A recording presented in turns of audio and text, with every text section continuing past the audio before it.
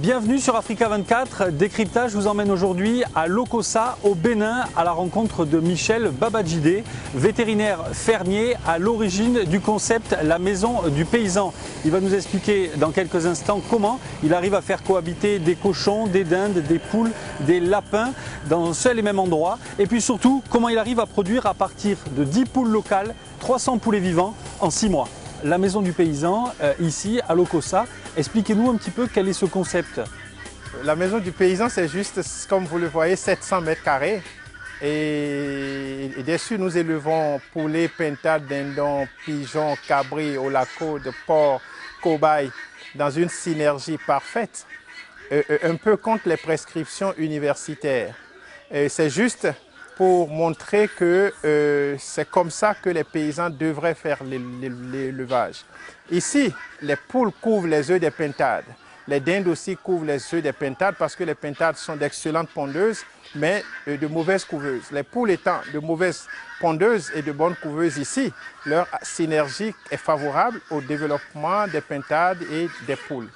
Ici, quand nous tuons les lapins, nous donnons les intestins aux porcs et nous donnons aussi de la provende. Et ça nous a permis de partir de nos petits porcs du village pour atteindre ces masses-là que vous voyez.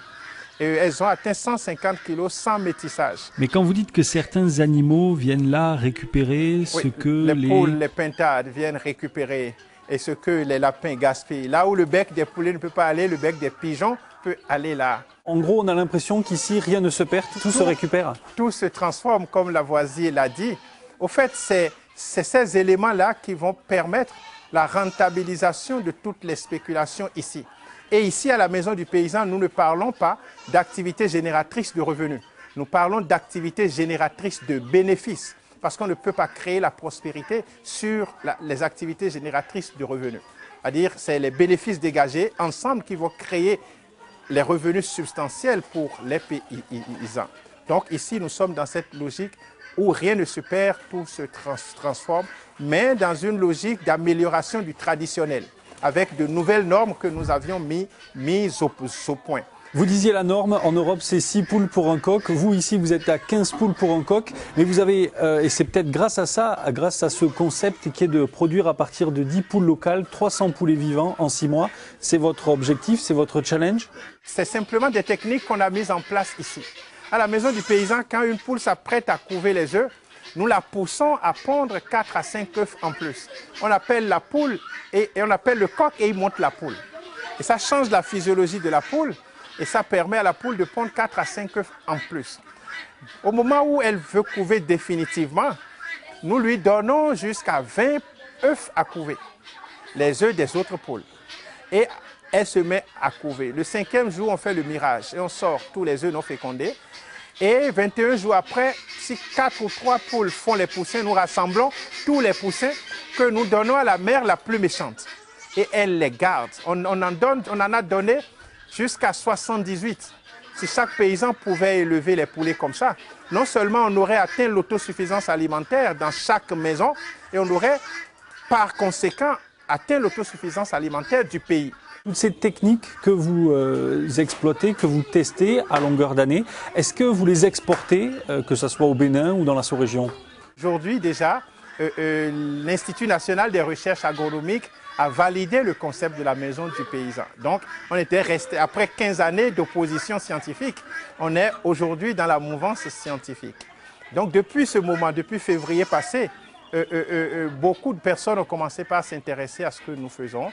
Les étudiants, les élèves des lycées, les éleveurs d'ici, les ONG, certaines mairies ont commencé. Et même la SONAPRA nous a confié des villages que nous sommes en train de former maintenant. Donc actuellement, la sollicitation a commencé.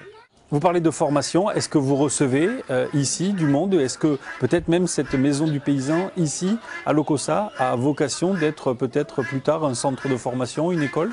Je voudrais faire de la Maison du Paysan le village des paysans. Le village des paysans qui serait une université qui va diffuser le savoir, le savoir sur le traditionnel amélioré.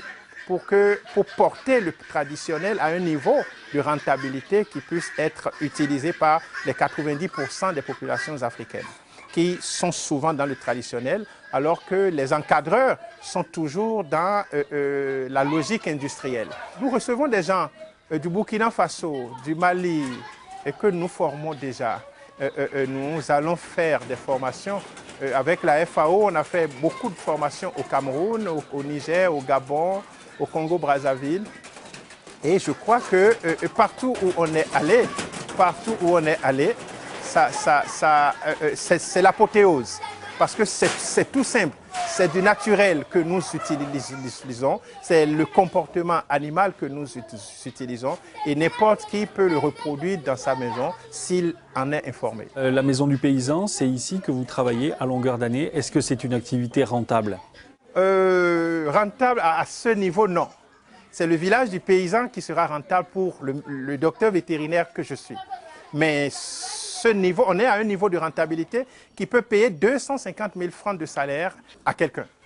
Nous utilisons une seule personne pour ce qui s'occupe de tous les animaux. Nous recevons des gens en formation et ils viennent en appui.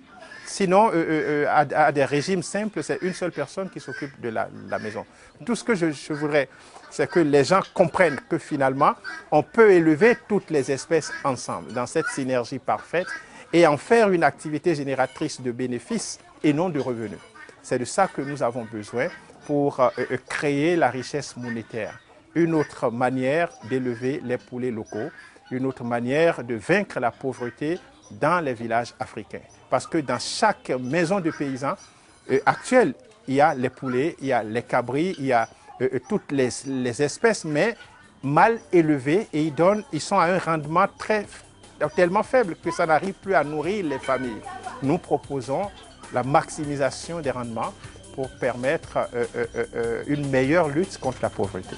Monsieur Babadjidé, merci de nous avoir reçus. Je rappelle que vous êtes fermier vétérinaire et que vous êtes l'initiateur de cette maison du paysan ici à Lokossa. Oui, merci pour Africa 24. Merci de nous avoir suivis pour ce décryptage et à très bientôt sur Africa 24.